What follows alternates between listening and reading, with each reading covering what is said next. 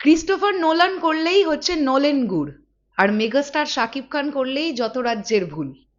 আমি জানি আমার এই ইন্ট্রোডাকশনটা শুনে তোমরা অনেকেই ঘাবড়ে গেছো, স্পেশালি আমার প্রিয় সাকিবিয়ান ভাইরা বোনেরা। বাট এই বিষয়টা নিয়ে আলোচনা করছি। বক্স অফিস নেক্সট নিউজ একটি পোস্ট করেছে, যেখানে তাদের পোস্টটা এরকম ছিল যে ক্রিস্টোফার নোলান দ্য ওডসে সিনেমাটা 91 বা 92 দিনে বানিয়েছেন, সেখানে সঞ্জয় লীলা বনসালি বা এস রাজামৌলি তারা এক একটা সিনেমা বানাতে সময় নেন 2 থেকে 3 বছর। এখন সেখানে একজন সাকিবিয়ান ভাইয়ের কমেন্ট এরকম ছিল যে ক্রিস্টোফার নোলান করলে কোনো প্রবলেম নেই, মেগাস্টার শাকিব খান 3 মাসে একটা সিনেমা নামালেই তাকে নিয়ে কত রকমের তার প্রতি আঙুল তোলা। তো আমাদের এই ভিডিওর কন্টেন্টটা এটাই যে সিনেমাটা 3 মাসে নির্মিত হচ্ছে যা নাকি 3 বছরে নির্মিত হচ্ছে, ব্যাপারটা এটা নয়। বিষয়টা হচ্ছে ক্রিস্টোফার নোলানকেও সমালোচিত হতে হয়। মেগাস্টার শাকিব খান যেমন মাঝে মধ্যে ক্রিটিক্সের তরফ থেকে সমালোচিত হন, বা মেগাস্টার শাকিব খান কেন আমি বলবো, মেগাস্টার শাকিব খানের সিনেমার টিম যে কোনো কন্টেন্ট এলে যেমন সেটা নিয়ে সমালোচনা হয়, ঠিক তেমনই ক্রিস্টোফার নোলানের দ্য ওডসের যখন কন্টেন্টগুলো এসেছিল, পোস্টার বলি টিজার বলি, সেগুলোও কিন্তু সমালোচিত হয়েছিল।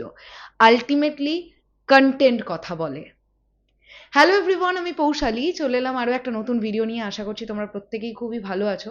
আমি অলরেডি এই বিষয়টা, যে ব্যাপারটা নিয়ে কথা বলবো, অনেকখানি বলে ফেলেছি ইন্ট্রোডাকশনে।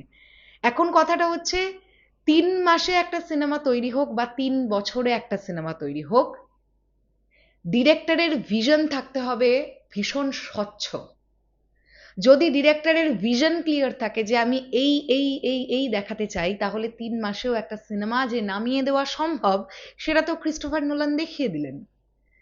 তোমরা একটু খোঁজ নিয়ে জেনে নিও যে এই যে সিনেমাটা দ্য ওডিসে যে সিনেমা হলে চলছে, কি পরিমাণ বক্স অফিস কালেকশন করছে।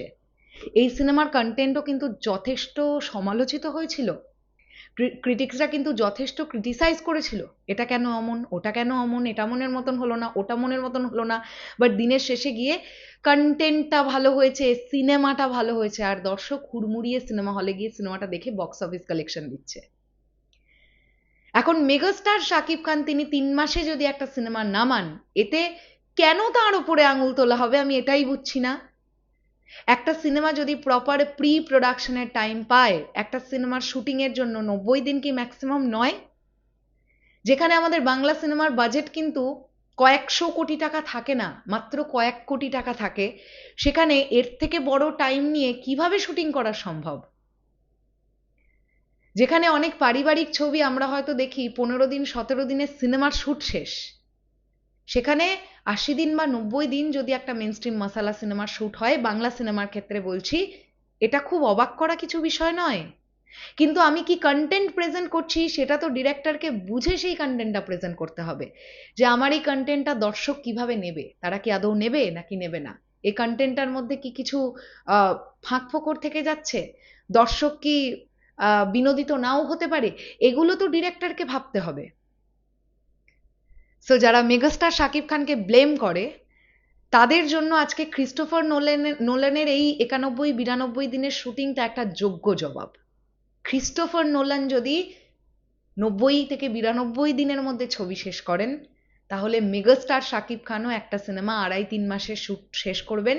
এটা খুব নর্মাল বিষয়, এত অবাক হয়ে যাওয়ার কিছু হয়নি, বা এত আঙুল তোলারও কিছু হয়নি।